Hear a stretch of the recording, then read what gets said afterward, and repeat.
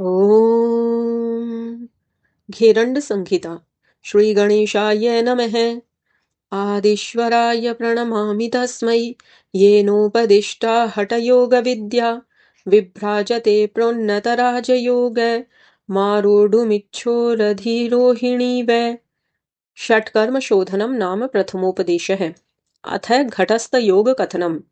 एकदा चण्डकापालिर्गत्वा घेरण्डकुट्टिरं प्रणम्य विनयाद्भक्त्या घेरण्डं परिपृच्छति।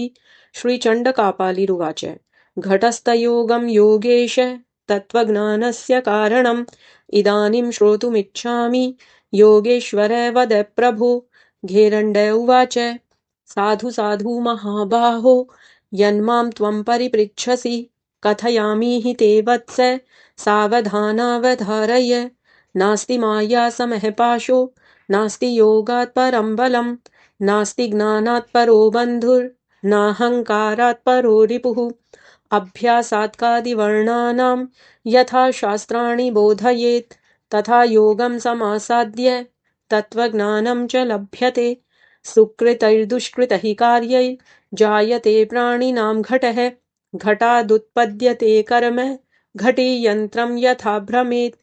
ऊर्ध्वादो भ्रमते यद्वत् घटीयन्त्रं गवां वशात् तद्वत् कर्मवशाञ्जीवो भ्रमते जन्म मृत्युभिः।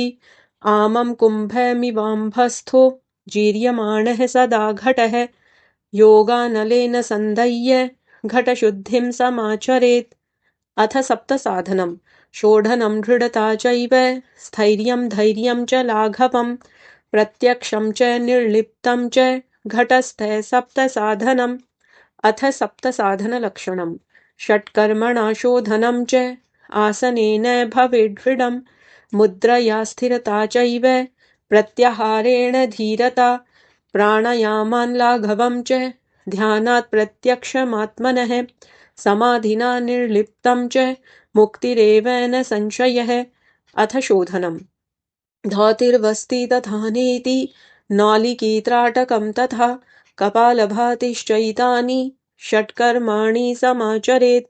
अथ धौतिः अन्तर्धौतिर्दन्तधौतिर्हृद्धौतिर्मूलशोधनं धौतिं चतुर्विधां कृत्वा घटं कुर्वन्ति निर्मलम्। अथान्तर्धौतिः वातसारं वारिसारं वह्निसारं बहिष्कृतं घटस्य निर्मलार्थाय ह्यन्तर्धौतिश्चतुर्विधा। अथ वातसारः काकचञ्चूवदास्येन पिबेद्वायुं शनैः शनैः चालयेदुदरं पश्चात् वर्त्मनारे च यच्छनैः। वातसारं परं गोप्यं देहनिर्मलकारणं सर्वरोगक्षयकरं देहानलविवर्धकम्। अथ वारिसारः आकण्ठं पूरयेद्वारि वक्त्रेण च पिबेच्छनैः चालयेदुदरेणैव च उदराद्रे च येदधः। वारिसारं परं गोप्यं देहनिर्मलकारकं साधयेद्यः प्रयत्नेन देवदेहं प्रपद्यते। वारिसारं परां धौतिं साधयेद्यः प्रयत्नतः मलदेहं शोधयित्वा देवदेहं प्रपद्यते। अथ अग्निसारः नाभिग्रन्थिं मेरुपृष्ठे शतवारं च कारयेत् उदरामयजं त्यक्त्वा जठराग्निं विवर्धयेत्। अग्निसारमियं धौतिर्योगिनां योगसिद्धिदा एषा धौतिः परा गोप्या देवानामपि दुर्लभा केवलं धौतिमात्रेण देवदेहो भवेद्ध्रुवम्। अथ बहिष्कृतधौतिः काकिमुद्रां साधयित्वा पूरयेदुदरं मरुत् धारयेदर्धयामं तु चालयेदर्धवर्त्मना एषा धौतिः परा गोप्या न प्रकाश्या कदाचन। अथ प्रक्षालनं नाभिदग्ने जले स्थित्वा शक्तिनाडिं विसर्जयेत् कराभ्यां शालयेन्नाडिं यावन्मलविसर्जनं तावत् प्रक्षाल्य नाडिं च उदरे वेशयेत् पुनः। इदं प्रक्षालनं गोप्यं देवानामपि दुर्लभं केवलं धौतिमात्रेण देवदेहो भवेद्ध्रुवम्। बहिष्कृतधौतिप्रयोगः यामार्धधारणाशक्तिं यावन्न साधयेन्नरः बहिष्कृतं महाधौतिः तावच्चैव न जायते। अथ दन्तधौतिः दन्तमूलं जिह्वामूलं रन्ध्रं च कर्णयुग्मयोः कपालरन्ध्रं पञ्चैते दन्तधौतिं विधीयते। अथ दन्तमूलधौतिः खादिरेण रसेनाथ मृत्तिकया च शुद्धया मार्जयेदन्तमूलं च यावत् किल्बिषमाहरेत्। दन्तमूलं पराधौतिर्योगिनां योगसाधने नित्यं कुर्यात् प्रभाते च दन्तरक्षाय योगवित्। दन्तमूलं धावनादि कार्येषु योगिनां मतम्। अथ जिह्वाशोधनम् अथातः सम्प्रवक्ष्यामि जिह्वाशोधनकारणं जरामरणरोगादि दीनाशये दीर्घलम्बिका। अथ जिह्वामूलधौति प्रयोगः तर्जनी मध्यमानाम अङ्गुलित्रययोगतः वेशयेद्गलमध्ये तु मार्जयेलम्बिकामूलं शनैः शनैर्मार्जयित्वा कफदोषं निवारयेत्।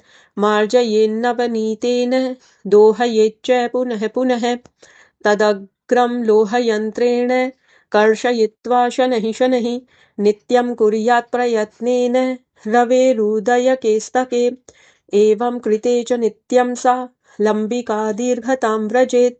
अथ कर्णधौति प्रयोगः तर्जन्यङ्गुल्यकाग्रेण मार्जयेत् कर्णरन्ध्रयोः नित्यमभ्यासयोगेन नादान्तरं प्रकाशयेत्।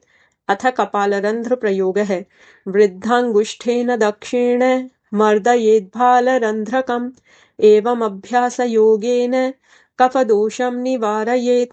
नाडिनिर्मलतां याति दिव्यदृष्टिः प्रजायते निद्रान्ते भोजनान्ते च दिवान्ते च दिने दिने।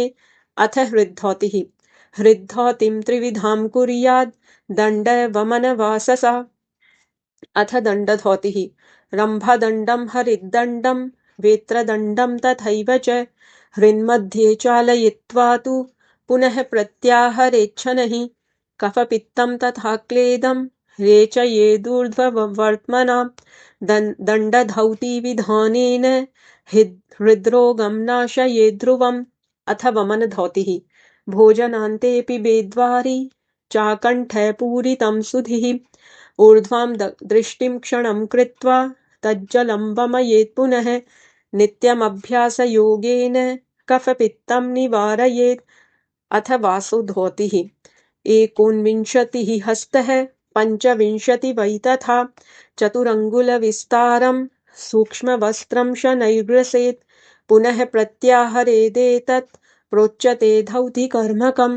गुल्मज्वरप्लीहकुष्ठ कफपित्तं विनश्यति आरोग्यं बलपुष्टिश्च भवेतस्य दिने दिने। अथ मूलशोधनम् अपानक्रूरतात्यावद् द्यावन्मूलं न शोधयेत् तस्मात् सर्वप्रयत्नेन मूलशोधनमाचरेत्। पीतमूलस्य दण्डेन मध्यमाङ्गुलिनापि वा यत्नेन क्षालयेद् गुह्यं वारिणा च पुनः पुनः वारयेत् कोष्ठकाठिन्य मामजीर्णं निवारयेत्। कारणं कान्तिपुष्ठुश्च वह्निमण्डलदीपनम्।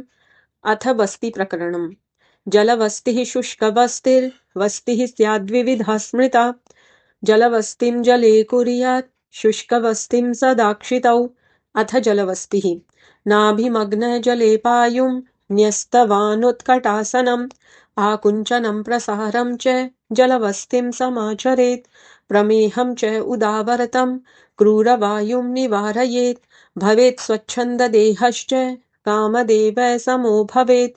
अथ शुष्कवस्तिः वस्तिं पश्चिमोत्तानेन चालयित्वा शनैरधः अश्विनीमुद्रया पायु माकुञ्चयेत् प्रसारयेत्। एवमभ्यासयोगेन कोष्ठदोषो न विद्यते। विवर्धयेत् जाठराग्नि मामवातं विनाशयेत्। अथ नेतियोगः वितस्तिमानं सूक्ष्मसूत्रं नासनाले प्रवेशयेत् मुखान्निर्गमयेत् पश्चात् प्रोच्यते नेतिकर्मकं। साधनान्नेतिकार्यस्य खेचरी सिद्धिमाप्नुयात् कफदोषा विनश्यन्ति दिव्यदृष्टि। अथ लौलिकीयोगः अमन्दवेगेन तुन्दं भ्रामयेदुभयपार्श्वयोः सर्वरोगान् निहन्तीह देहानलविवर्धनम्। अथ त्राटकम्। निमेषोन्मेषकं त्यक्त्वा सूक्ष्मलक्ष्यं निरीक्षयेत् यावदश्रूणि पतन्ति त्राटकं प्रोच्यते बुधैः। एवमभ्यासयोगेन शाम्भवी जायते ध्रुवं नेत्ररोगा विनश्यन्ति दिव्यदृष्टिः प्रजायते। अथ कपालभातिः।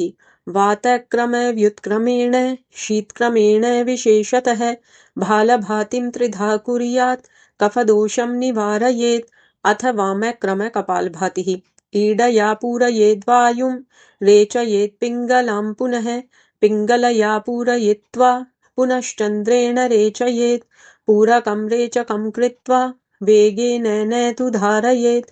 एवमभ्यासयोगेन कफदोषं निवारयेत्।